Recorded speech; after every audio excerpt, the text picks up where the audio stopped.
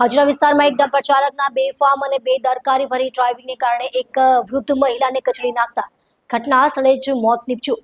આ ઘટનાથી સ્થાનિક લોકોમાં ભારે રોષ અને આક્રોશ જોવા મળી રહ્યો છે.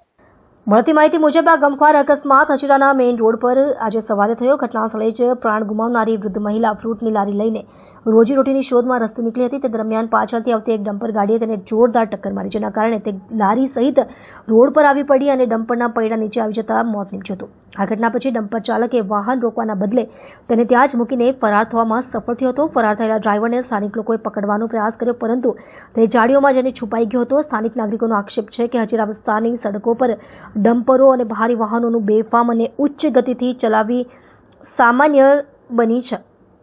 આવા વાહનો દ્વારા મોટા પાયે અકસ્માતો સર્જાતા હોવાનું અને અનેક બેગુનાહ લોકોના મોત નિપજતા હોવાનું તેમણે જણાવ્યું હતું.